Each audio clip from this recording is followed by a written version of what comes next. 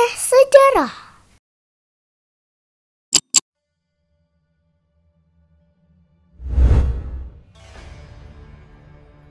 Setelah Perang Salib Kedua yang berakhir dengan kekalahan telak pasukan salib, Damaskus akhirnya jatuh ke pangkuan Nuruddin.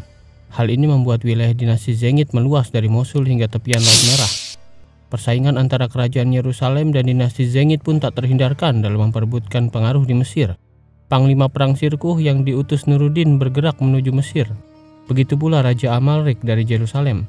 Pada ekspedisi tersebut, Sirkuh membawa keponakannya bernama Yusuf yang kemudian lebih dikenal sebagai Saladin. Sedikit cerita tentang asal-usul keluarga Saladin ini. Kakek Saladin adalah seorang politikus suku Kurdi yang berasal dari kota Devin bernama Shadi bin Marwan. Guna mencari penghidupan yang lebih baik, pada 1130 ia mengadu nasib ke Baghdad sebelum akhirnya pindah ke Tikrit dan bernasib baik setelah ditunjuk menjadi gubernur di kota itu.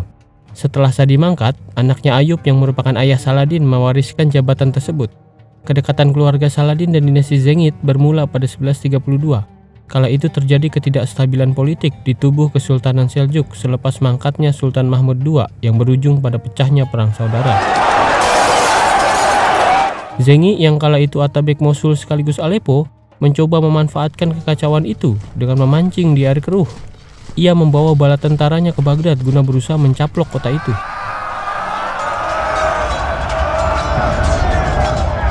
Namun usahanya gagal total. Tentaranya dihajar pasukan Khalifah Al-Mustarsyid Billah. Zengi sendiri nyaris tewas. Beruntung ia diselamatkan oleh Ayub ayah Saladin yang kala itu gubernur Tikrit. Ayub membantu Zengi dan tentaranya keluar dari Baghdad dengan cara membantu mereka menyeberangi sungai Tigris. Ayub juga merawat Zengi yang terluka dan mengantarnya kembali kekuasaannya di Aleppo. Hutang budi inilah yang menjadi awal kedekatan keluarga Saladin dengan dinasti Zengid. Pada 1136, adik Ayub Sirkuh yang kala itu mungkin semacam jawara kampung kali ya, terlibat perkelahian hebat dengan seorang pemuda Kristen hingga berujung pada kematian lawannya itu. Setelah kejadian itu, muncul kekhawatiran balas dendam dari keluarga korban yang marah. Pada akhirnya, Sirkuh memutuskan bermigrasi keluar dari Tikrit. Keputusan itu didukung oleh Ayub yang juga ikut bermigrasi dengan memboyong seluruh keluarganya. Pada malam hari keberangkatan mereka keluar dari Tikrit inilah para ahli sejarah meyakini Saladin dilahirkan, yaitu antara tahun 1137 hingga 1138. Kedatangan keluarga Saladin dari Tikrit ini disambut sukacita oleh Zengi yang pernah berutang budi. Dengan singkat, Ayub dan Sirkuh masuk ke lingkaran dalam kekuasaan dinasti Zengid. Setahun kemudian, Ayub ditunjuk Zengi menjadi gubernur di kota Baalbek di bawah dinasti Zengid. Sementara Sirkuh yang merintis karir kemiliteran di dinasti tersebut memiliki karir yang moncer. Dengan cepat ia menjadi panglima perang kepercayaan dinasti Zengid. Kedekatan ini berlanjut setelah kematian Zengi, di mana Ayub menjadi politikus kepercayaan Nuruddin anak Zengi dan Sirkuh panglima perang kepercayaannya. Kedua bersaudara inilah yang merupakan negosiator yang dikirim Nuruddin pada 1154 ke Damaskus agar kota itu mau bergabung dengan dinasti Zengid. Setelah resmi bergabung, Ayub ditunjuk Nuruddin sebagai gubernur kota itu. Dari kisah ini bisa tergambar bagaimana sosok Saladin muda tumbuh dengan skill di bidang militer dan politik yang sudah terasah sejak dini oleh karena pengaruh dari ayah dan pamannya. Soal kematangan agama, Saladin banyak dipengaruhi oleh ulama-ulama sufi yang hidup sezaman dengannya. Salah satunya yang paling terkemuka adalah Syekh Abdul Qadir Al-Jailani yang hidup antara tahun 1078 hingga 1166. Konon dari sebuah riwayat mengisahkan ayah Saladin pernah membawa Saladin kecil bertemu dengan Syekh Abdul Qadir di Baghdad untuk meminta didoakan. Lalu Syekh mengusap leher Saladin kecil seraya mendoakannya. Wallahu alam. Kembali ke benang merah. Pada 24 April 1164, rombongan Sirkuh dan Saladin tiba di kota Bilbais, Mesir.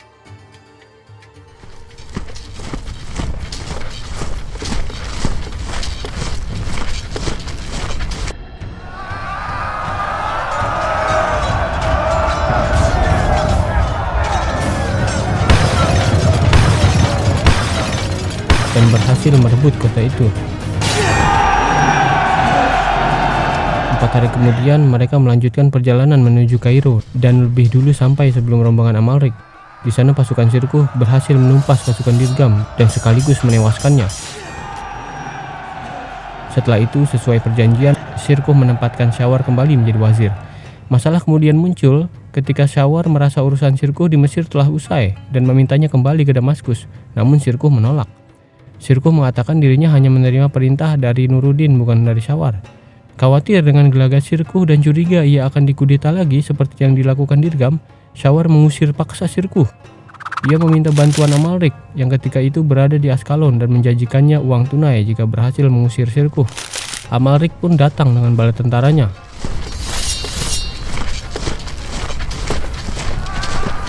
Sebulan kemudian, Amalrik tiba di Kairo dan berhasil mengusir Sirkuh yang terpaksa menyingkir kembali ke Bilbais.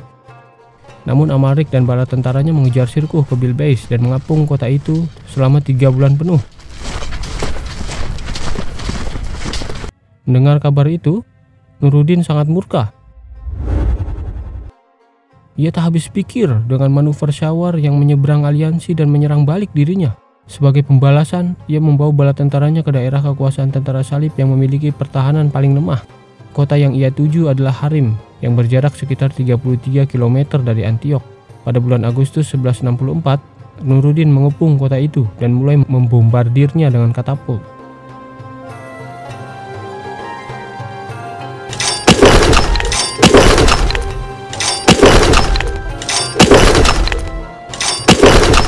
Penguasa Harim kala itu, Reginald of Saint Valery, meminta bantuan ke Tripoli, Antiok, dan Silisia Armenia.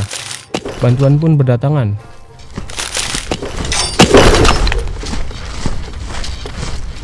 Melihat hal tersebut, Nuruddin memutuskan mengakhiri pengepungan dan mundur.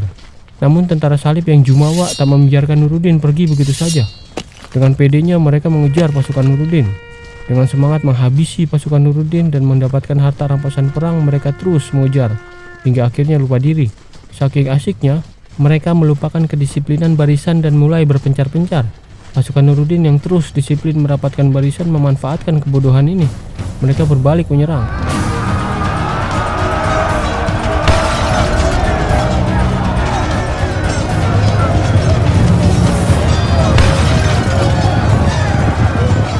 Persatu, pasukan salib yang terpisah-pisah ini dilumpuhkan. Menyadari serangan balik yang solid tersebut, pasukan salib mulai panik hingga akhirnya terdesak dan terkepung ke dalam area rawa-rawa. Di sana mereka dihabisi. Pemimpin-pemimpinnya satu persatu menyerah dan berhasil ditawan.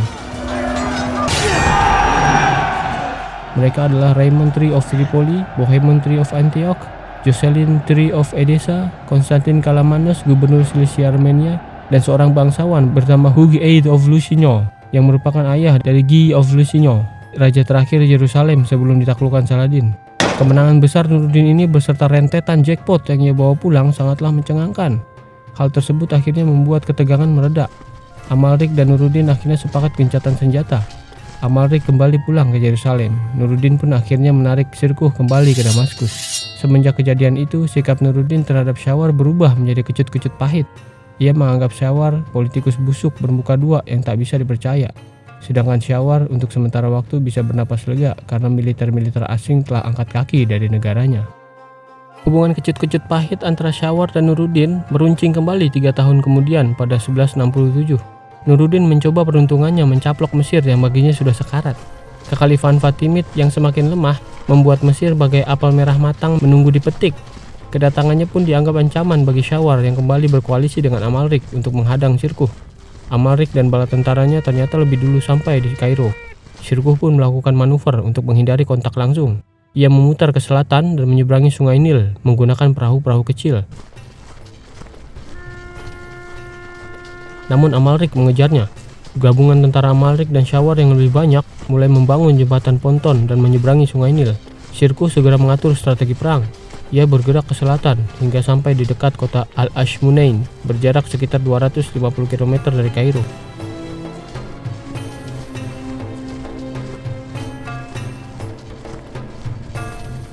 Dengan kontur tanah yang meninggi dan diapit 2 tebing, ia memutuskan tempat itu sebagai basis bertahan. Ia menugaskan Saladin memimpin pasukan tengah, sementara Sirkuh memimpin sayap. Pasukan Amalrik pun akhirnya sampai dan langsung menyerang.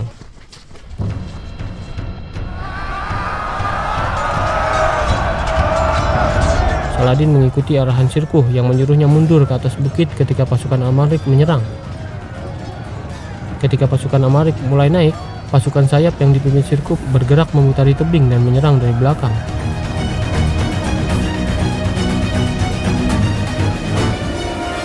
Pertempuran berlangsung sengit. Namun pada akhirnya berakhir seri. Amalrik memutuskan mundur dan kembali ke Kairo.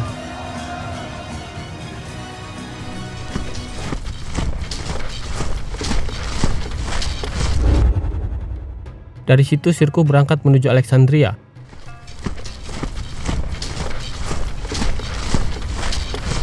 Berdasarkan informasi yang ia dapat, penduduk Alexandria sangat membenci sepak terjang Shawar yang telah mengundang tentara-tentara non-muslim masuk ke Mesir dan bahkan menjadikan mereka koalisi. Sesampainya di sana, ternyata info tersebut benar adanya. Pintu gerbang kota dibuka lebar untuk Sirkuh. Dengan singkat, ia mendapat support dari penduduk Alexandria. Namun hal itu tak berlangsung lama. Amalrik dan Shawar kembali datang. Mereka memblokade jalan-jalan ke satu-satunya sumber suplai bahan pangan kota Alexandria, yaitu Sungai Nil. Kota mulai kekurangan bahan pangan. Sirkuh mencoba mengatasinya dengan membagi pasukan menjadi dua. Setengah dipimpin Saladin untuk bertahan di Alexandria, setengah lagi di bawah Sirkuh ke arah selatan untuk mencari sumber-sumber makanan serta mencoba merekrut pengikut-pengikut baru. Sementara itu, Amalrik mulai menebang pohon di sekitar benteng kota Alexandria untuk membangun siege tower.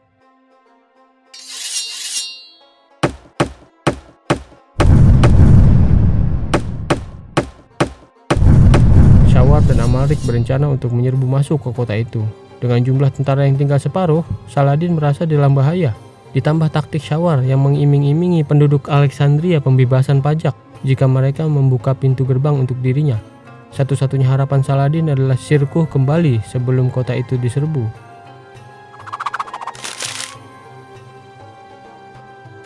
Sementara itu, Sirkuh tak berhasil mendapatkan jumlah suplai dan tambahan pasukan yang memadai. Namun di saat yang sama, Amalrik juga sebenarnya khawatir kalau Nuruddin melakukan manuver dahsyat seperti sebelumnya dengan menyerbu teritorial kerajaan Salib selagi ia sibuk ekspedisi di Mesir.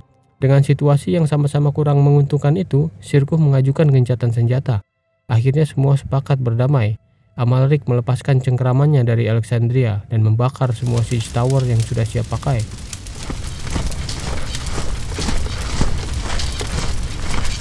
Sementara Sirkuh dan Saladin kembali ke Damaskus. Alexandria pun kembali ke pangkuan Shawar. Setahun kemudian, pada 1168, giliran Amalrik yang mencoba peruntungan. Pemicunya adalah surat dari Kaisar Bizantium Manuel I Komnenos yang mengatakan bahwa cepat atau lambat kekhalifahan Fatimid yang sudah sangat lemah akan hancur juga. Tinggal masalah siapa yang akan dapat buahnya. Sang Kaisar juga mengajukan proposal koalisi dengan pasukan Salib untuk merebut Mesir. Amalrik dari dulu juga sebenarnya menyadari hal itu. Namun ia tahu usahanya pasti gagal karena ada kekuatan penyeimbang di kawasan yang pasti ikut intervensi. Siapa lagi kalau bukan Nuruddin? Dengan dukungan dari Bizantium, ia pun makin pede. Amalrik akhirnya memutuskan menginvasi Mesir, bahkan tanpa menunggu pasukan koalisi Bizantium datang. Awal November 1168, Amalrik dan bala tentaranya tiba di kota Bilbeis yang kala itu dipimpin anak Shawar bernama Tai bin Shawar. Saat mengetahui tujuan Amalrik, Tai berkata kepadanya, "Kamu pikir Bilbeis itu sepotong keju yang siap disantap?" Dengan santainya Amalrik menjawab, "Ya, dan Kairo adalah menteganya."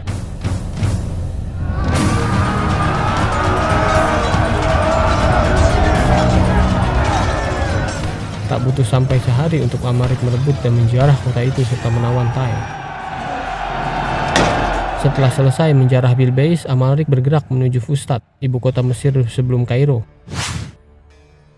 Untuk mencegah penjarahan, Shawar menerapkan strategi Scorched Earth alias bumi hangus. Seluruh penduduk dipaksa meninggalkan kota itu. Aksi pembakaran terjadi di seluruh kota hingga 2 bulan berikutnya. Namun hal itu tak membuat Amalrik berhenti. Ia melanjutkan perjalanan menuju Kairo. Di saat yang sama, Nuruddin mendapatkan permohonan bantuan militer dari Mesir yang nasibnya bagai telur di ujung tanduk itu. Kali ini bukan dari Shawar, mengingat hubungan keduanya sudah terlanjur kecut-kecut pahit. Permohonan itu datang langsung dari Khalifah Al-Adid. Permohonan ini pun langsung disambut Nuruddin dengan mengirim kembali Sirkuh dan Saladin. Dengan membawa 7.000 kavaleri dan 10.000 infanteri, paman dan keponakan ini kembali ke Mesir untuk yang ketiga kalinya. Sementara itu, untuk menahan laju Amalrik, Shawar mencoba bernegosiasi dengan menjanjikan bayaran fantastis agar Amalrik mengurungkan niatnya menyerang Kairo. Tak tanggung-tanggung, Shawar menjanjikan Amalrik bayaran 2 juta dinar plus 100.000 dinar untuk menebus anaknya Tai. Namun Shawar meminta waktu untuk mengumpulkan uang tersebut. Amalrik setuju dan menunggu uang itu dengan berkemah sejauh 20 km di luar kota Kairo. Di saat yang sama, pasukan sirkus semakin mendekat. Mendengar pasukan sirkus datang dengan jumlah yang besar itu, Amalrik memutuskan untuk mundur dan kembali ke kota Bilbais.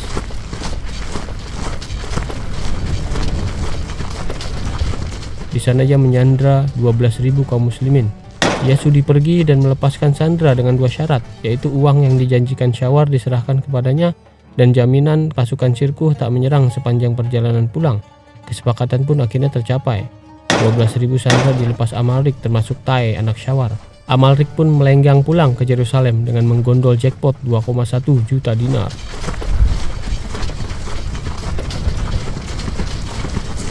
Selepas kepergian Amalrik, sirkuh menuju ke Kairo dan disambut karpet merah oleh Khalifah Al-Adid dan masyarakat Mesir sebagai pasukan pembebasan. Sementara Shawar mulai harap-harap cemas akan nasib dan masa depannya. Hal ini bukan tanpa alasan. Manuvernya yang mengundang tentara salib ke Mesir dan mencela-mencela bergonta-ganti aliansi membuat pamornya semakin menurun, bukan hanya di mata masyarakat tapi juga Khalifah Al-Adid. Ia dianggap sebagai biang kerok ketidakstabilan politik di Mesir. Nuruddin telah mencapnya sebagai politikus busuk, sementara sirkuh juga muak dengannya setelah dikhianati 4 tahun sebelumnya. Dengan sikap semua orang yang memusuhinya ini, sepertinya tak ada lagi kesempatan Shawar untuk mempertahankan kekuasaannya. Pada akhirnya kemenangan tersebut menjadi akhir tragis bagi Shawar. Pada bulan Januari 1169, Khalifah Al-Adid memerintahkan penangkapan dan eksekusi terhadapnya. Selepas kematian Shawar, Al-Adid mengundang sirkuh ke istananya. Di sana ia dilantik sebagai wazir yang baru.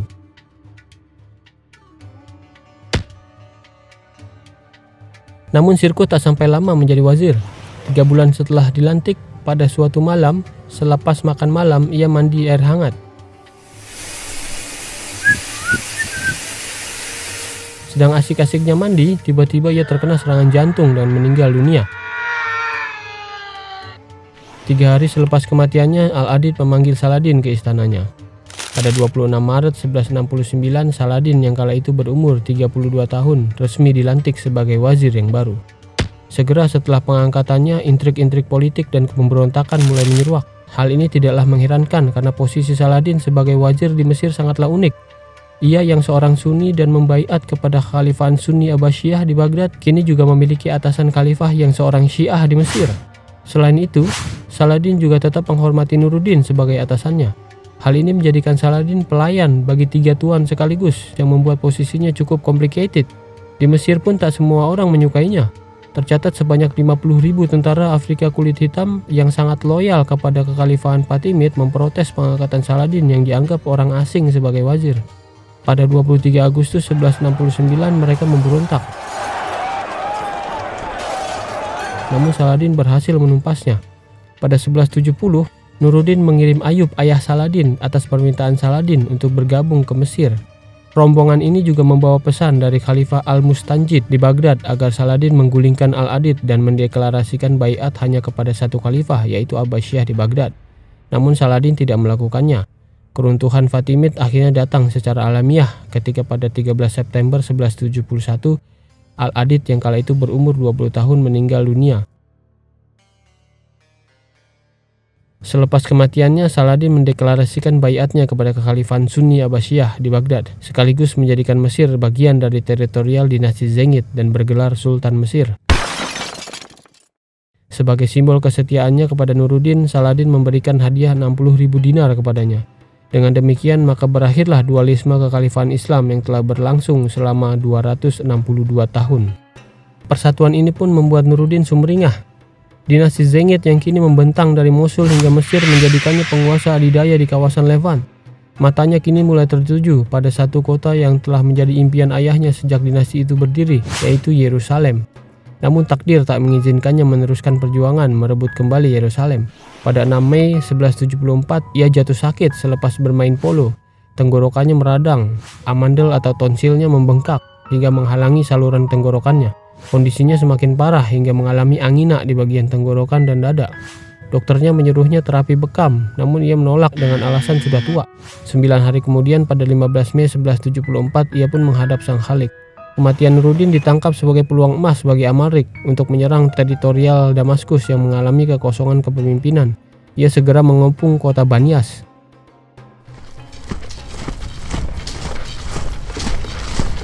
Janda Nuruddin kala itu Ismat ad-Din Khatun berinisiatif mengambil alih kepemimpinan. Ia menawarkan Amalrik sejumlah uang dan pembebasan 20 tawanan Kristen. Setelah 2 minggu pengepungan, akhirnya Amalrik setuju dan mengakhiri pengepungan dan pulang. Namun sesampainya di rumah, ia terserang penyakit disentri. 2 bulan kemudian, pada 11 Juli 1174, ia pun ikut menyusul rivalnya Nuruddin ke alam baka. Kematian Amalrik membawa sedikit relaksasi ketegangan antara dinasti Zengid dan kerajaan Yerusalem. Hal ini karena Amalrik mewariskan tahtanya kepada anaknya yang masih bocah berumur 13 tahun, yaitu Baldwin IV.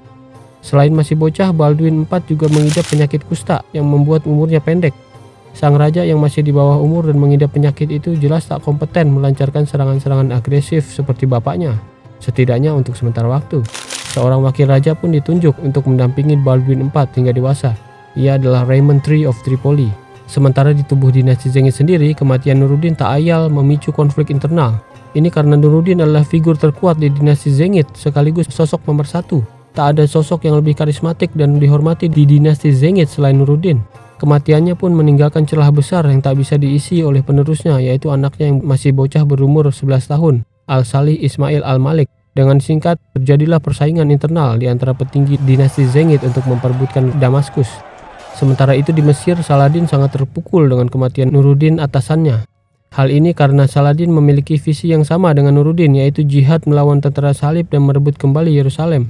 Visi itu tampaknya tak dipegang oleh penerus-penerus dinasti Zengid yang lain, bahkan semakin memudar dengan kematian Nuruddin ini. Di saat yang sama, meninggalnya Nuruddin menyebabkan Mesir secara de facto menjadi independen karena Saladin bukanlah dari garis keturunan dinasti Zengid. Namun Saladin mengirim surat kepada Al-Salih menegaskan kesetiaan dirinya kepada Nuruddin dan dinasti Zengid dan konsisten meneruskan perjuangan Nuruddin melawan tentara salib. Di saat yang sama, Saladin juga menyadari potensi pecahnya dinasti Zengid selepas kematian Nuruddin. Hal itu kini sudah mulai di Damaskus. Selain itu, ancaman dari kerajaan Yerusalem juga membuat Damaskus rentan diserang. Terbukti sudah sekali terjadi dan tak menutup kemungkinan terulang kembali. Untuk memecahkan kegentingan ini, Saladin sebenarnya ingin sekali mengambil alih Damaskus. Namun dalam tradisi Kurdi, mengambil alih kekuasaan atasannya sendiri tanpa diminta adalah hal yang tabu karena dianggap kurang ajar. Kalau bahasa kita mah pamali gitu ya. Saladin pun berharap Al-Salih sendiri yang memintanya datang. Namun undangan yang diharapkan tidak juga datang. Persaingan memperebutkan Damaskus akhirnya mengerucut antara 2 mantan panglima perang kepercayaan Nuruddin, yaitu Gumustekin dan Syams al-Din. Gumustekin mengklaim sebagai wali yang sah Al-Salih dan membawanya ke Aleppo sebagai tempat yang ia anggap lebih aman. Selanjutnya ia mengumpulkan kekuatan untuk merebut Damaskus. Akhirnya undangan yang ditunggu-tunggu Saladin pun datang. Syams al-Din yang tak menyukai Gumustekin meminta Saladin datang ke Damaskus dan memintanya mengambil alih kota itu dikarenakan Saladin dianggap orang yang lebih kompeten. Sang Sultan pun kembali ke kota tempat di mana ia menghabiskan masa mudanya. Ia mempercayakan Mesir kepada kakaknya yang cukup kompeten, Al-Adil. Dengan hanya membawa sekitar 700 kavaleri, ia berangkat menuju Damaskus dan tiba pada akhir November 1174. Tindakan Saladin tersebut dianggap upaya penggembosan teritorial dinasti Zengid, bukan hanya oleh Gumustekin, tapi juga pewaris dinasti Zengid yang lain seperti Atabek Mosul, Saif al-Din Ghazi II. Meskipun demikian, Saladin berkali-kali menegaskan dirinya tak punya ambisi kekuasaan, melainkan hanya meneruskan visi atasannya yang ia hormati Nuruddin untuk melanjutkan jihad melawan pasukan salib. Hal tersebut tak mungkin terwujud tanpa adanya persatuan yang solid. Pecahnya konflik dalam tubuh dinasti Zengid ini sebenarnya bisa diredam jika Khalifah Al-Mustadi sebagai simbol otoritas tertinggi mengambil perannya dengan melegitimasi atau mengakui siapa yang berhak meneruskan kepemimpinan dinasti Zengid ini. Namun sang khalifah tampaknya juga bingung mengingat tidak ada penerus dinasti Zengid yang sekaliber Nuruddin, sedangkan Saladin bukan garis keturunan dinasti Zengid. Khalifah Al-Mustadi terkesan membiarkan konflik itu bergulir dan menunggu hingga benar-benar terlihat siapa yang dominan sebelum mengeluarkan legitimasinya. Misi mempersatukan Levant yang telah tercerai-berai dilanjutkan Saladin ke Aleppo. Pada bulan Januari 1175, pasukan Saladin sampai di dekat kota itu dan berkemah.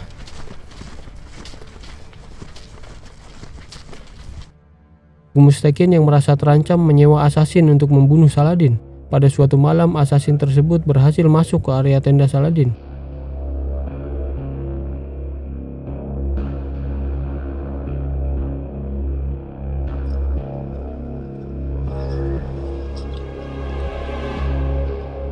Namun saat melancarkan aksinya, ia gagal. Pada 13 April 1175, Saladin, Saif, dan Gumustakin bertemu untuk mengakhiri perseteruan dan sepakat berdamai meskipun tak menghasilkan kejelasan tentang siapa penguasa baru Suriah yang diakui.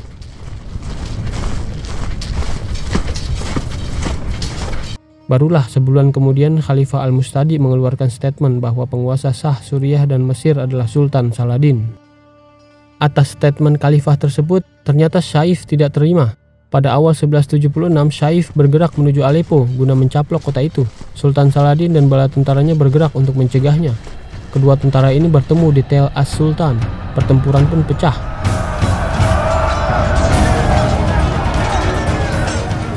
Pada akhirnya pasukan Sultan Saladin memenangkan pertempuran itu. Saif dan beberapa perwira perangnya ditangkap, namun mereka diperlakukan dengan baik dan segera dibebaskan. Duel tersebut lebih seperti duel antara teman. Sang Sultan yang menang tak mau bersikap jahat kepada Saif dan pengikutnya. Hal ini karena Sultan Saladin menganggap mereka bukanlah musuh, karena musuh yang sebenarnya adalah tentara salib. Di tahun yang sama, Saladin melamar janda almarhum Nuruddin, Imaduddin Khatun, dan diterima.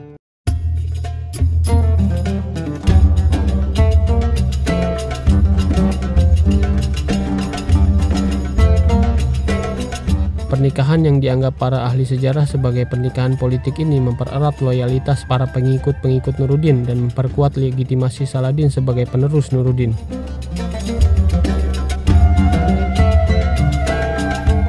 Pada akhir Oktober 1176, Saladin memutuskan kembali ke Kairo dan menghabiskan waktu setahun berikutnya di sana. Ia pun membiarkan Aleppo serta Mosul dalam status independen. Pada bulan November 1177, Sultan Saladin mencoba peruntungan pertamanya merebut Yerusalem. Ia dan bala tentaranya bergerak menuju kota itu.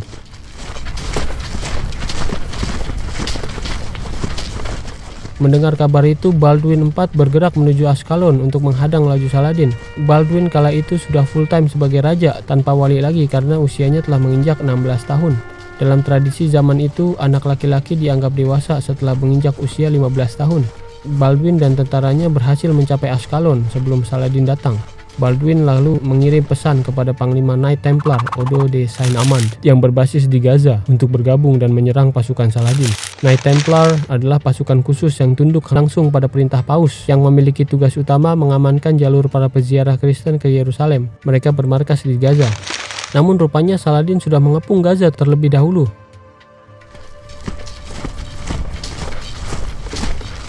Ketika mencapai kota Askalon, Saladin juga mengepung kota itu.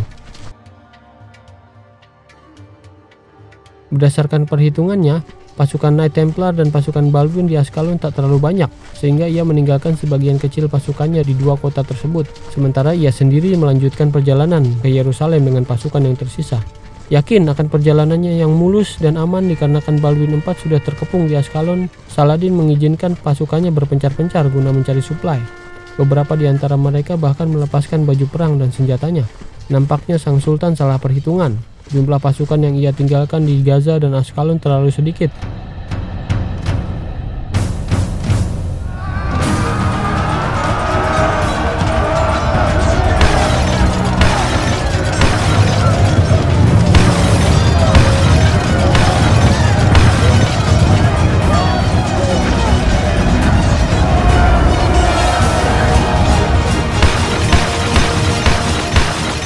Pasukan Baldwin IV dan pasukan Knight Templar akhirnya berhasil keluar dari kepungan dan mengejar pasukan Saladin. Pada 25 November 1177, pasukan Baldwin berhasil mencegat pasukan Saladin di daerah Mount Gisar dekat kota Ramlah. Pasukan Saladin yang sedang berpencar-pencar sangat terkejut.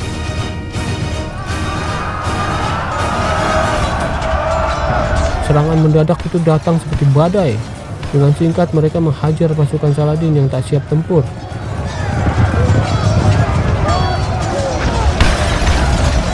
Saladin sendiri akhirnya berhasil meloloskan diri dan sampai ke Kairo 2 minggu kemudian.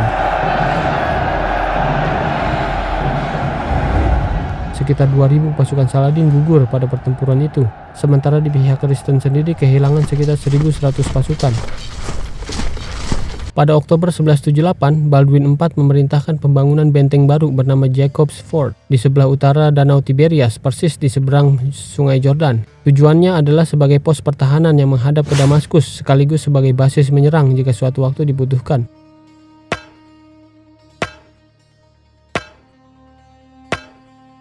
Memasuki musim panas 1179, Saladin yang sudah mengamati pembangunan benteng tersebut meminta Baldwin menghentikan proyek itu. Namun Baldwin menolak.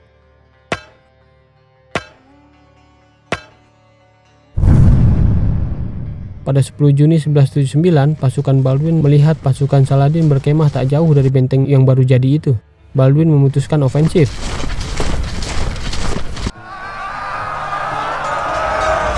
Ia dan pasukan Knight Templar menyerang dan dengan mudah mengalahkan pasukan kecil itu. Merasa sudah menang, mereka pun kembali dan beristirahat di sebuah dataran tinggi antara Marj Ayun dan Sungai Litani.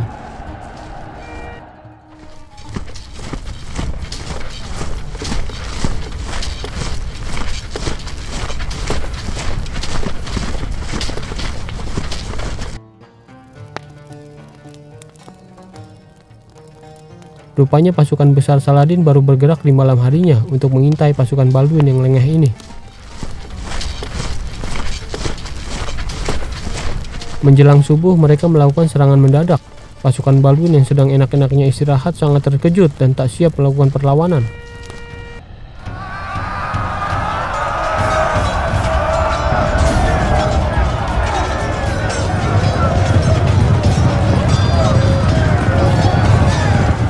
Dalam pertempuran itu, Panglima Knight Templar Odo Saint Amand ditawan. Baldwin sendiri nyaris tertangkap, namun berhasil meloloskan diri.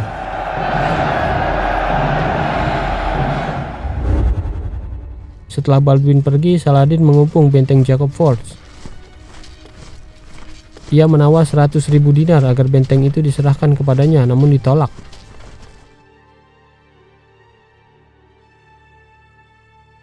Saladin lalu menggunakan taktik penggalian tunnel. Pada 29 Agustus 1179, salah satu bagian dinding akhirnya runtuh.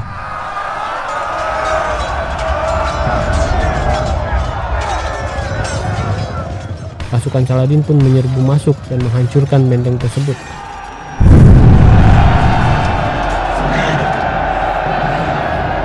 Selepas kekalahan di perang Marj Ayun, Baldwin IV yang kala itu berumur 18 tahun sudah tak sanggup lagi menunggang kuda dan memimpin pasukan dikarenakan penyakit kusta yang menggerogoti satu persatu bagian tubuhnya semakin parah.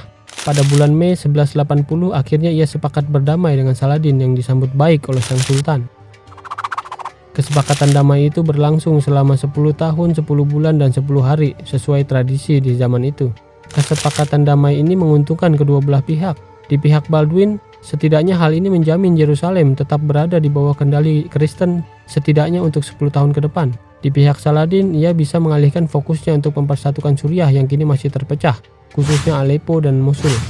Namun apalah acur, 2 tahun berjalan, kesepakatan damai itu rusak oleh salah seorang penguasa Kristen bernama Reynald of Chatillon. Ia adalah penguasa Transjordan yang bermarkas di kota Kerak. Reynald adalah sosok pembangkang dan berseberangan dengan Baldwin IV. Dari awal kesepakatan damai dibuat, Reynald menyatakan tak terikat dengan itu. Namun yang membuat sosoknya jahat di mata kaum muslimin adalah tindakan kejinya, yaitu menyerang jemaah haji yang menuju dan pulang dari Mekah dan Madinah. Untuk mensukseskan rencananya, ia melakukan serangan-serangan percobaan. Pada Oktober 1181, ia menyerang pos peristirahatan jemaah haji di kota Taimah.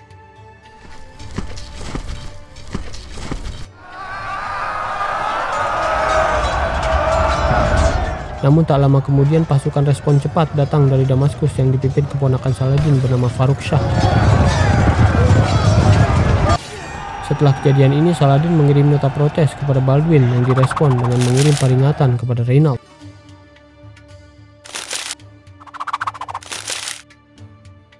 Di tahun yang sama, penerus takhta Nuruddin Al-Salih Ismail Al-Malik meninggal dunia. Kematiannya memberikan celah yang dapat diisi oleh Saladin untuk menggabungkan Aleppo di bawah komandonya. Ia pun melaksanakan misi negosiasi itu hingga akhirnya berhasil. Aleppo resmi bergabung dengan dinasti Ayyubid pada 12 Juni 1183.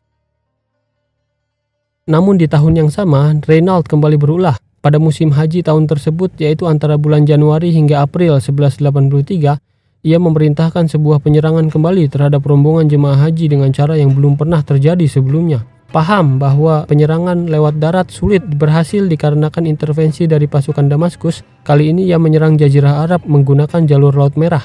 Ahli sejarah dari pihak Muslim meyakini target utama Reynald adalah Mekah dan Madinah. Dari kota Kerak, kayu-kayu yang dipakai untuk membangun 5 buah kapal diangkut menggunakan onta menuju Eilat.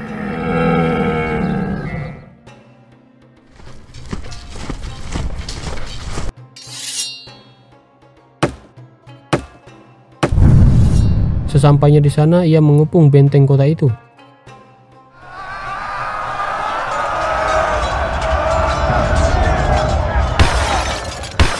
Dua kapal standby di Teluk Aqaba untuk mengepung Eilat agar tak bisa mengintervensi penyerangan mereka ke Jazirah Arab. Sementara 3 kapal sisanya berangkat menuju Aidab, Mesir, kota pelabuhan yang kala itu ramai sebagai titik penyeberangan antara Jazirah Arab dan Mesir. Saat penyerangan terjadi, pelabuhan tersebut sedang dipenuhi oleh jemaah haji yang ingin menyeberang menuju Jeddah dan sebaliknya. Sesampainya di sana, pasukan Reynald langsung menyerang membabi buta, membunuh, menjarah, dan menawan para jemaah haji ini. Mereka juga merampas kapal-kapal yang baru saja tiba dari Jeddah. Puas dengan Aidab, pasukan Reynald melanjutkan perjalanan menuju Rabigh, 150 km di sebelah utara Jeddah. Sesampainya di sana, mereka kembali melakukan penyerangan. Mendengar kabar itu, Panglima Angkatan Laut Mesir bernama Husam al-Din Lu'lu berangkat dari Teluk Suez menuju Eilat.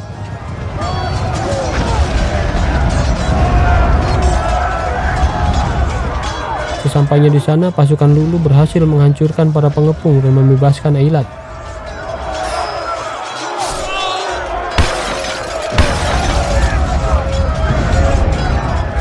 Dari sana, pasukan Lu'lu mengejar pasukan Reynald dan berhasil mencegat mereka di kota Rabigh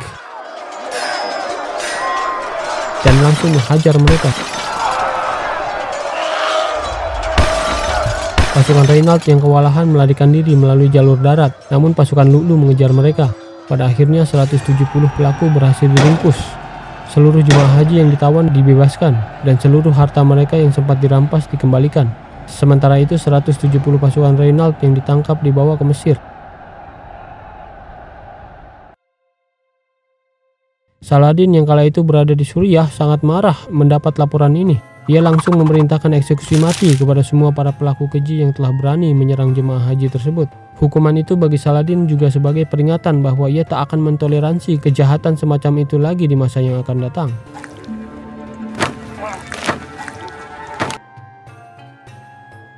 Masih di tahun yang sama, yaitu pada bulan Oktober 1183, Sultan Saladin memutuskan menyerang kota Kerak yang dianggapnya sebagai basis musuh yang berbahaya setelah tragedi penyerangan jemaah haji sebanyak 2 kali.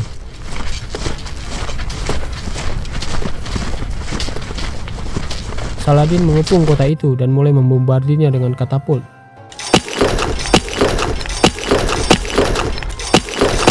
Namun di saat yang bersamaan, Reynald sedang melangsungkan pernikahan putra tirinya yang berumur 17 tahun bernama Humphrey V of Toron dengan gadis berumur 11 tahun Isabella yang merupakan adik tiri Baldwin IV.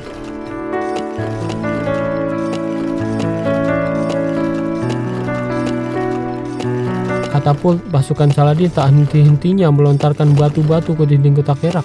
Demi mencoba menyenangkan hati Saladin, istri Reynald, Stephanie, mengirimkan makanan dari pesta hajatan pernikahan itu kepada pasukan Saladin. Sang Sultan pun berterima kasih dan bertanya di tower yang mana pengantin baru sedang berbulan madu. Setelah diberitahu tower yang dimaksud, Saladin memerintahkan katapultnya berpaling dari tower tersebut.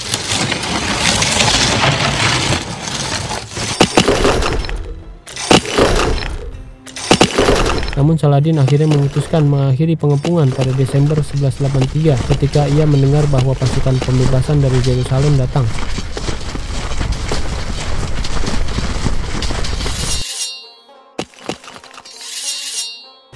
Pada bulan Maret 1185, Baldwin IV akhirnya meninggal dunia setelah berjuang melawan kusta. Tubuhnya rusak akibat digerogoti penyakit itu. Wajahnya tak berbentuk lagi, sementara tangan dan kakinya nyaris putus.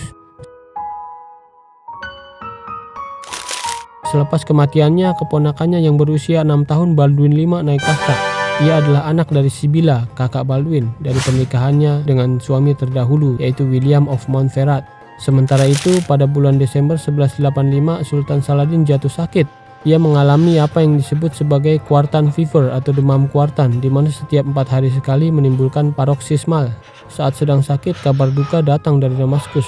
Istrinya yang sangat ia hormati, Ismaduddin Khatun, meninggal dunia pada 26 Januari 1186. Hampir setiap hari Saladin berkirim surat kepada almarhumah. Namun saking takutnya berita itu memperburuk kondisi kesehatan Saladin, ajudannya merahasiakannya.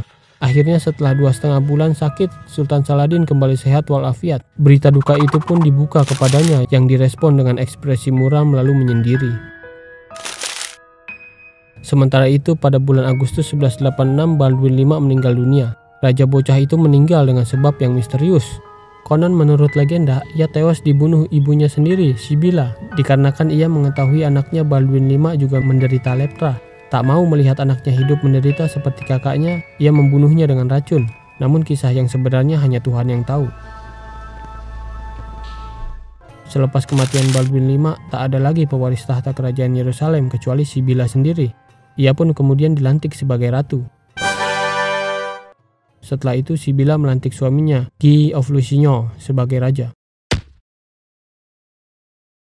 Pada awal tahun 1187, Reynald lagi-lagi melakukan penyerangan di masa gencatan senjata. Kali ini nasib naas menimpa rombongan jemaah haji yang pulang dari Mekah menuju Damaskus.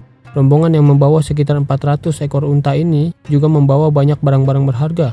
Mereka juga melengkapi diri dengan tentara pengawal.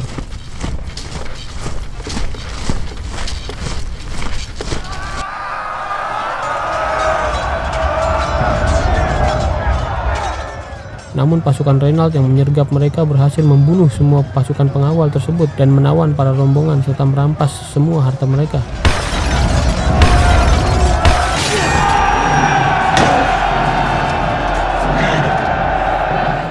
Sultan Saladin langsung mengirim nota protes.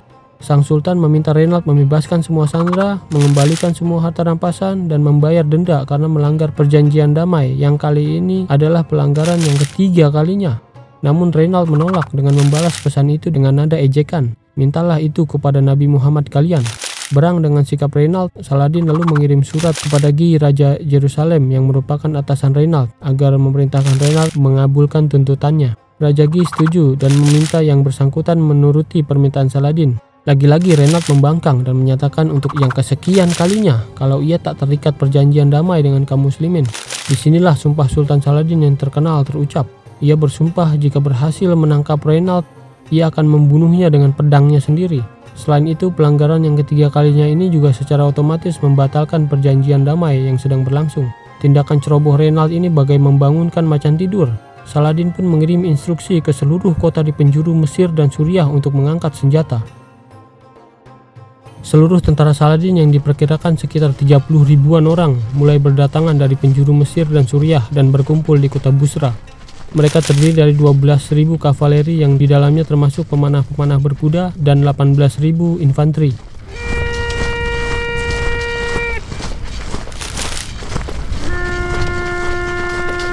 Namun pasukan dari Suriah yang sedang dalam perjalanan melakukan serangan mendadak di dekat kota Nazaret.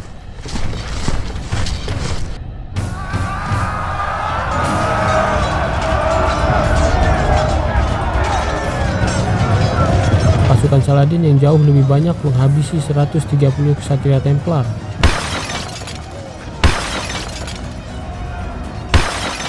Bagi pihak Kristen, pecahnya perang Kresen ini adalah permulaan alias muqaddimah dari sebuah perang besar yang tak bisa dihindari lagi. Mereka pun memanggil semua tentara salib di kerajaan Yerusalem yang berjumlah sekitar 20 ribuan orang dan berkumpul di desa Seporis, 5 km dari kota Nazaret. Mereka terdiri dari 5.000 kavaleri dan 15.000 infanteri. Sementara itu dari Busra, pasukan Saladin mulai bergerak masuk ke area kerajaan Yerusalem dengan menyeberangi sungai Jordan menuju sebuah desa kecil bernama Kafar Sabat. Mereka terbagi dalam 3 rombongan. Sayap kanan dipimpin Taqi al-Din, sayap kiri dipimpin Gokburi, dan Saladin sendiri memimpin pasukan tengah.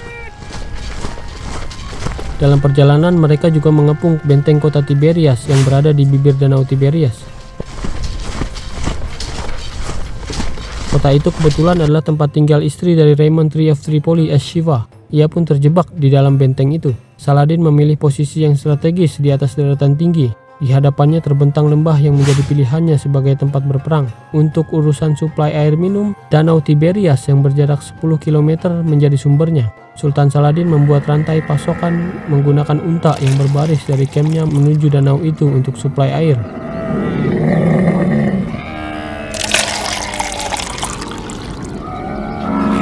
Sementara di pihak Kristen, sumber air dari sumur besar yang ada di desa Seporis sangat cukup untuk suplai air minum. Jumlah tentara salib memang lebih sedikit, namun dengan jimat yang mereka bawa yaitu True Cross, membuat semangat juang mereka tetap menyala. Pada posisi ini kedua belah pihak sama-sama dalam posisi yang nyaman. Hanya tinggal masalah siapa yang mengambil keputusan blunder, maka dialah yang akan kalah. Dan itulah yang berusaha dilakukan Saladin, yaitu memancing pihak Kristen mengambil keputusan blunder.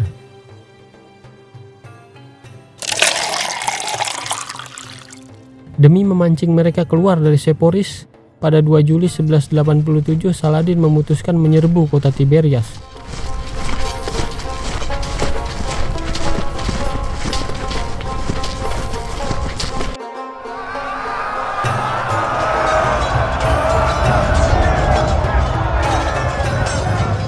Dalam sekejap kota itu menyerah.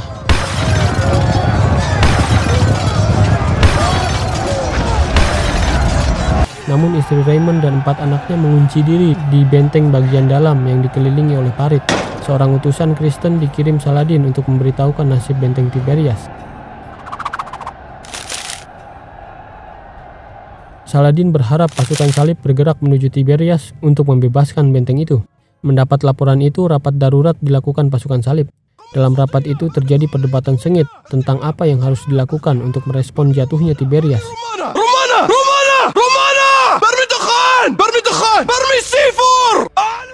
Raymond III of Tripoli bersikeras tentara salib tetap bertahan di Seporis karena tempat tersebut adalah posisi defensif yang sangat kuat dengan suplai air yang melimpah. Air adalah suplai yang sangat vital mengingat saat itu adalah puncak musim panas di mana siang hari matahari sangat menyengat dan siapapun sangat rentan terkena heat stroke. Mengenai Tiberias, Raymond berpendapat agar benteng itu dibiarkan untuk direbut Saladin. Toh mereka tak akan berlama-lama di situ. Sebagian besar pasukan Saladin akan pulang. Ketika pertahanan menjadi lemah, benteng itu bisa direbut kembali. Pendapat Raymond sangat cerdas dan masuk akal. Namun Reynald menuduh Raymond sebagai pengecut, mengingat istri Raymond sendiri tersandra di benteng itu. Setelah perdebatan yang berlarut-larut, akhirnya mereka memutuskan untuk bergerak menyelamatkan Tiberias. Sebuah keputusan blunder yang persis diharapkan oleh Saladin. Untuk menuju Tiberias, mereka memutuskan mengambil sisi barat lewat desa Tur'an, yang mana desa itu ada sumur. Pada 3 Juli 1187 menjelang matahari terbit, tentara salib mulai bergerak.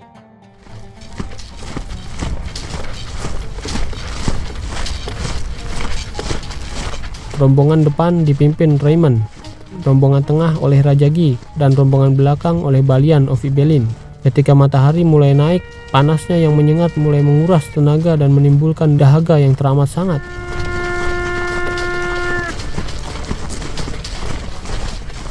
Selain menahan kehausan dan terik panas matahari yang menyengat, mereka ternyata juga harus melawan arah angin. Hal ini dimanfaatkan Saladin dengan memerintahkan ribuan tentara kavalerinya menunggang kuda dan berputar-putar untuk menciptakan badai debu yang mengarah ke pasukan salib.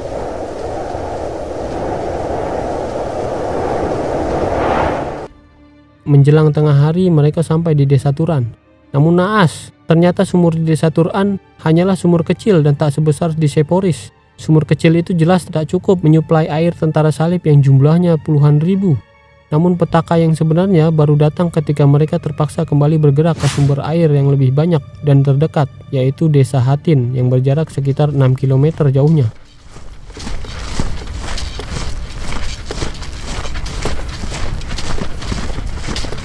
Pasukan pemanah berkuda Saladin muncul dari belakang dan mulai menyerang disusul dari kanan dan kiri bukit. Saat itulah mereka sadar telah masuk dalam jebakan. Namun apalacur, nasi sudah jadi bubur, tak ada lagi jalan putar balik. Mereka harus terus bergerak menuju Hatin di bawah hujan panah pasukan Saladin. Menjelang malam mereka beristirahat. Namun pasukan Saladin tak henti-hentinya menghujani mereka dengan panah.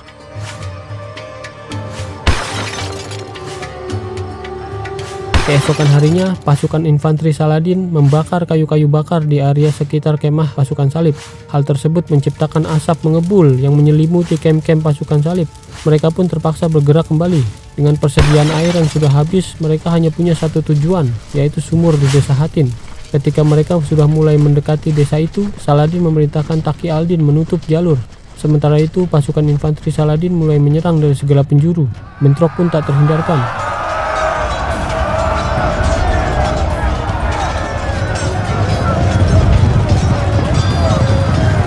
Selain kalah jumlah, tentara salib yang kehausan ini semakin kesulitan melakukan perlawanan. Satu pasukan mulai melarikan diri. Menyadari perang sudah tak mungkin dimenangkan, Raymond akhirnya mengambil jurus langkah 1000. Ia menerjang barisan pasukan Taqi al-Din yang jumlahnya lebih sedikit dan berhasil menerobos keluar dari kepungan dan meloloskan diri. Tak lama setelah itu, jurus langkah 1000 akhirnya juga diambil oleh Balian of Ibelin. Ia berhasil menerobos pasukan Saladin di sebelah barat dan melarikan diri ke atas bukit. Pasukan salib yang tersisa hanya bisa pasrah. Mereka benar-benar terkepung dan sudah tak bisa meloloskan diri.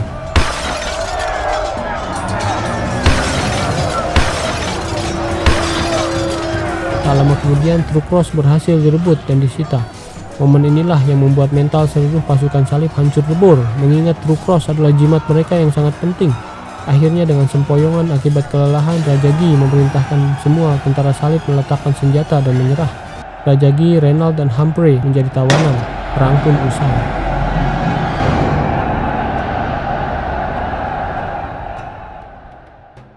Sultan Saladin segera mendirikan tenda dan memerintahkan Raja Guy dan Reynald dibawa ke hadapannya.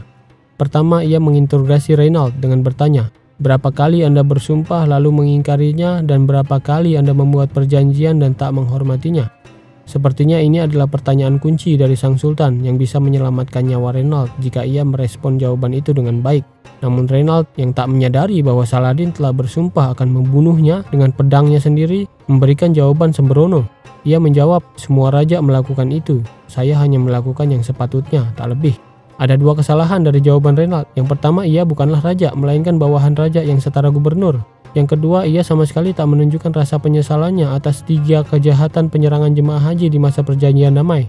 Terperangah dengan jawaban Reynald, Saladin berpaling ke Raja Guy. Melihat wajahnya yang pucat akibat kelelahan, Saladin memerintahkan ajudannya menyuguhkan secangkir air dingin untuknya. Ia pun meminumnya. Namun bodohnya Raja Guy, mungkin karena terlalu lelah, ia menyisakan air itu dan dengan spontan memberikannya kepada Reynald. Saladin tak bereaksi apapun ketika Reynald meminumnya sampai habis. Setelah itu beberapa detik Saladin terpana. Lalu ia berkata kepada Guy, "Andalah yang memberikan minuman itu kepadanya, bukan saya." Mendengar kata-kata itu, keduanya tercekat, seolah-olah mereka tahu maknanya. Dalam tradisi perang saat itu, musuh yang ditawan dan diberikan minuman oleh pihak yang menang memiliki arti bahwa musuh tersebut tak akan dibunuh. Namun dalam kasus ini, Reynald menerima minuman itu dari tangan Guy, bukan dari Saladin. Artinya sang sultan tak punya kewajiban lagi membiarkan Reynald hidup. Lagi pula apa yang dilakukan Guy juga sangat tidak sopan. Air itu untuknya, bukan untuk Reynald. Saladin lalu keluar tenda dan menunggang kuda berkeliling singkat untuk memeriksa pasukannya. Sekembalinya dari sana, ia tak memiliki keraguan lagi. Ia menyuruh ajudannya membawa Reynald ke hadapannya. Lalu dengan pedang terhunus, jasad Reynald yang tanpa kepala itu lalu diseret melewati Raja Guy. Melihat pemandangan yang mengerikan itu, Raja Guy seketika syok dan gemetaran. Saladin langsung menenangkannya dengan berkata, "Tenanglah, Raja tak membunuh Raja. Aku membunuhnya hanya karena kejahatannya sudah terlalu jauh melampaui batas." Sehari setelah kemenangan di Hattin, Saladin kembali ke Tiberias dan meminta istri Raymond, Shiva, untuk keluar dari benteng karena sudah tak ada gunanya lagi melawan. Ia pun keluar dan menyerah. Saladin mempersilahkannya pergi dengan para pengikutnya dan membawa semua harta benda yang dimilikinya. Dari situ Saladin memiliki dua pilihan, langsung menuju Yerusalem yang kini sudah tak memiliki raja dan minim pertahanan, atau mengamankan kota-kota di pesisir pantai terlebih dahulu untuk memblokade kemungkinan bantuan yang datang saat pengepungan Yerusalem berlangsung. Sebagai panglima perang yang penuh perhitungan, ia memilih pilihan kedua. Satu persatu kota-kota di pesisir pantai itu jatuh dengan mudah. Ini dikarenakan kebanyakan tentara salib yang mempertahankan kota itu telah tewas di Perang Hattin. Satu-satunya kota yang tetap bertahan adalah Tyre. Kota itu menjadi basis pertahanan yang cukup kuat karena hampir semua survivor Perang Hattin mengungsi ke kota itu, termasuk Balian dan Raymond. Ditambah kedatangan seorang bangsawan Italia bernama Conrad of Montferrat. Dirinya tak tahu menahu tentang nasib malang yang baru saja menimpa kerajaan Yerusalem. Kedatangannya pun disambut bak pahlawan. Seisi kota lantas memintanya memimpin benteng pertahanan dari kemungkinan serangan Saladin. Melihat hal itu, Saladin berpaling. Ia langsung memfokuskan energinya ke Yerusalem. Pada 4 September 1187, bertepatan dengan peristiwa gerhana matahari, seorang utusan dari Yerusalem yang dipanggil Saladin tiba di Askalon untuk membicarakan penyerahan Yerusalem dengan damai. Sang Sultan menjanjikan tak akan ada serangan, penduduk Kristen dijamin keselamatannya saat keluar dari kota beserta harta benda mereka, penduduk Kristen asli boleh tetap tinggal dan tak akan disakiti, gereja makam kudus akan tetap dibuka, dihormati dan tak akan dirusak, peziarah dipersilakan masuk dan tak akan ada yang menghalangi, sebuah tawaran yang masuk akal namun ditolak. Di bulan yang sama, Balian mengirim surat kepada Saladin meminta jaminan keselamatan karena hendak pergi ke Yerusalem untuk menjemput istri dan anak-anaknya yang berada di kota itu. Saladin mengabulkannya dengan syarat ia berjanji tidak akan menginap meski hanya semalam dan tidak akan mengangkat senjata melawannya. Balian pun setuju. Dengan ditemani beberapa kesatria, ia berangkat ke Yerusalem. Namun sesampainya di sana, Ratu Sibila dan Patriark Yerusalem Heraklius memintanya untuk menetap dan membantu pertahanan kota itu. Balian menolak dikarenakan janjinya kepada Saladin. Namun Patriark Heraklius mendesaknya dengan mengatakan bahwa masa depan Kristen di Yerusalem jauh lebih penting ketimbang memenuhi janjinya kepada Saladin. Akhirnya setelah mempertimbangkannya matang-matang, Balian pun memutuskan menetap. Ia pun mengirim surat kepada Saladin, yang lewat surat itu ia dengan rendah hati meminta maaf yang sebesar-besarnya atas pengingkaran janjinya. Saladin pun dengan sopan membalas surat itu yang menyatakan bahwa permintaan maafnya diterima. Balian pun segera menganalisa situasi yang ada. Saat itu kota Yerusalem jumlah ksatria tinggal 14 orang. Balian pun segera membuka kursus kilat untuk mencetak ksatria-ksatria baru.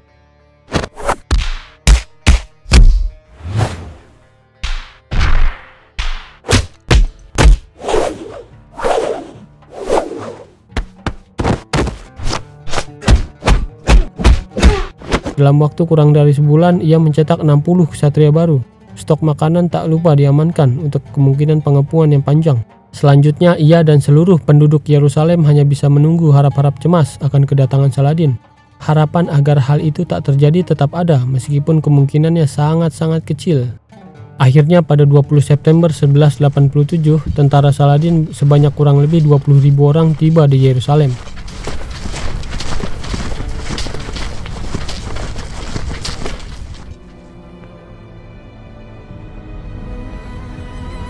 Ia mendirikan tenda di sebelah barat. Bombardir batu dan katapult-katapult menghantam tembok-tembok Yerusalem.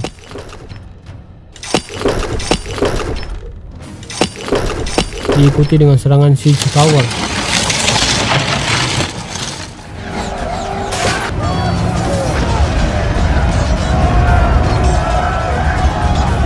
Serangan ini berlangsung hingga 5 hari.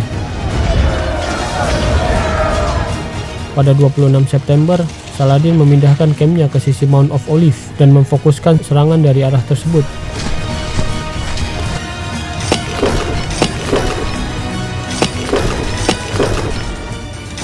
Katapult kembali membombardir tembok Yerusalem. Di saat yang sama, penggali tunnel terus bekerja untuk meruntuhkan fondasi tembok dari bawah tanah. Akhirnya pada 29 September, salah satu bagian tembok itu runtuh dan meninggalkan celah. Dari celah itulah pasukan Saladin berusaha masuk. Sungguh pun demikian, perlawanan pasukan bertahan luar biasa kuat. Dengan sekuat tenaga, mereka terus menghalangi pasukan Saladin masuk. Hal ini terus berlangsung hingga keesokan harinya. Namun seiring waktu, satu persatu prajurit bertahan berguguran, hingga pada akhirnya tak ada cukup pasukan yang tersisa untuk menahan desakan pasukan Saladin yang terus mencoba merangsek masuk. Ketika kekalahan sudah di depan mata, Balian mengajukan proposal negosiasi. Persis di depan celah tembok yang menganga, sang sultan berdiri menunggu. Balian yang sudah pasrah pun datang. Pada negosiasi itu, Balian setuju menyerah dengan syarat. Namun Saladin yang sudah hampir menang menolak. Ia menginginkan Balian menyerah tanpa syarat. Saat terjadi kebuntuan negosiasi, Balian berkata, "Wahai Sultan, Terlalu banyak rakyat sipil di dalam benteng ini dan kebanyakan di antara mereka sudah tak yakin untuk melanjutkan perang karena mereka berharap Anda membiarkan mereka hidup seperti yang telah banyak Anda lakukan selama ini. Namun jikalau kematian tak lagi bisa dihindari, demi Tuhan, kami akan hancurkan semuanya. Balian sepertinya mengancam menggunakan taktik bumi hangus. Kebuntuan berlangsung hingga 2 hari kemudian. Pada akhirnya setelah dipertimbangkan matang-matang pada tanggal 2 Oktober 1187, kesepakatan tercapai. Sultan Saladin menerima penyerahan kota Yerusalem dengan syarat.